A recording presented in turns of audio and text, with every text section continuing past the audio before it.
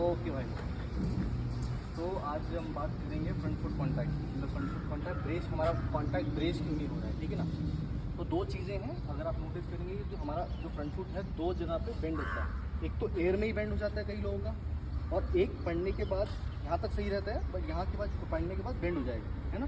तो दो जगह बेंड होता है। तो फर्स्ट जो है एयर में कैसे बेंड हो रहा है, एयर में बेंड होने का सबसे बड़ा रीज़न है अगर हम बैक फुट पे खराब हो रहे हैं। बैक फुट पे अगर हम स्लो हैं, या हमारा हील लैंड हो गया, या हमारा नी कोलैप्स हो गया काफ़ी ज़्यादा, तो क्या होता है ये जो लोअर बॉडी हमारी बहुत ज़्यादा स्लो हो जाती है, बहुत ज़्यादा डीएक्सीलरेट हो जाती है, ठीक है।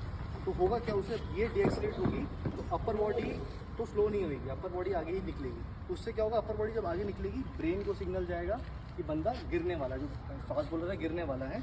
तो जब ये टांग आएगी ना एयर से, तो ये बेंड होकर निकलेगी, मोस्ट ऑफ द टाइम ये बेंड होकर आएगी एयर में, ठीक है ना। तो फिर आप एयर में ही बेंड होगी, तो ऑब्वियसली जब लैंड हो गया तो फिर ये लैंड उतना टाइम सीधी हो भी नहीं सकती, क्योंकि एयर में बेंड होगी। तो अगर हमें इसे ठीक करना है तो हमेशा कहता हूँ कि भाई बैक फुट पे काम करो। आपको जो बैक आपका जो रेयर लेग है इसको तगड़ा रखो, है ना। आपका हील लैंड नहीं होना चाहिए। फिर ऑब्वियसली हम काम कर सकते हैं, हम लोग वेट अच्छा है, थोड़ा वेट उठाना है, Pogo jumps and all, single leg hop, ये सब बहुत हेल्प करती है ये सब चीज़ें। बट बेसिकली ये है कि आपको इसको स्ट्रॉन्ग रखना है, कोलैप्स नहीं होना, यहाँ से जल्दी निकलना है, ताकि फिर, क्योंकि सिंपल सी चीज़ है, अगर ये पूरा रोटेट होगा तो ये अच्छे से एक्सटेंड भी हो सकता है। ये रोटेशन लीड्स टू एक्सटेंशन, है।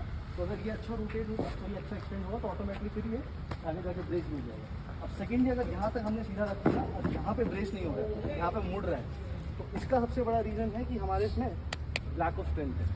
तो हमें अपनी हैमस्ट्रिंग पे, हमें अपने काफ पे, हमें अपने क्वाड्स पे, ग्लूट्स पे थोड़ा अच्छे से काम करना पड़ेगा, उसको स्ट्रॉन्ग करना पड़ेगा। बेसिक है, इसको गेट स्ट्रॉन्ग, बस सिंपल है, अपने उसको तगड़ा करना है ना। तो ऑटोमेटिकली फिर ये भी अच्छा निकलना शुरू हो जाएगा। एक थोड़ा छोटा एक और रीज़न होता है, कई बार लोग जो फास्ट बॉलर्स होते हैं उनकी फ्लेक्सिबिलिटी भी नहीं होती यहाँ पे हैमस्ट्रिंग में। एक छोटा सा रीज़न है, बट मैंने देखा कई लोगों को फ़र्क पड़ता है इस चीज़ से। यहाँ पे अगर फ्लेक्सिबिलिटी नहीं होगी ना, तो बॉडी को सिग्नल जाता है कि मे भी शायद मसल पुल हो सकता है, तो वो उसको बेंड कर देती है। तो ये भी रीज़न होता है ना।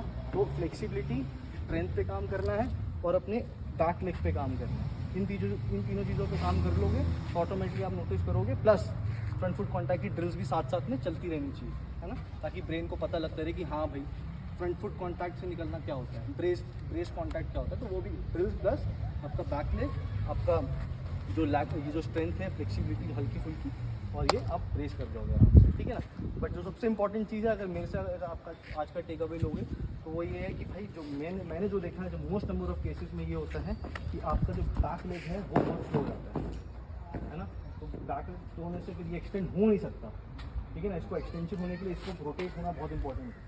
तो ये रोटेट तभी होगा जब ये ना, इसमें स्ट्रेंथ भी अच्छी होगी, ये स्टिफ कॉन्टैक्ट होगा, आपका जल्दी निकलेगा है बैक फुट से, तो आपको हेल्प होगी, है ना। और सेकंड तो आपको बताइए स्ट्रेंथ है। तो दो तीन चीज़ों पे काम करोगे तो ऑटोमेटिकली आप देखोगे आप अच्छे से ब्रेस कर रहे हो, अच्छे से आपका आर्म भी डिले वगैरह सब किसी पर डिपेंडेंट भी होता है थोड़ा, तो आप कर सकते हैं, तो आप आराम से ब्रेस हो सकता है, ठीक है। तो इस चीज़ों पर काम करेंगे तो देखते हैं कैसा होता है, ठीक है। ऑब्वियसली तगड़ा ही हो जाएगा, है ना।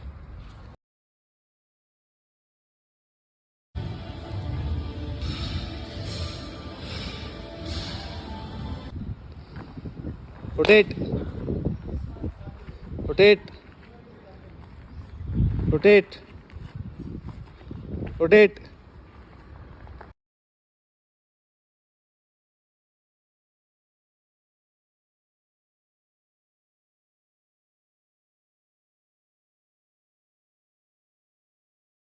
Drop position, drop position, drop position,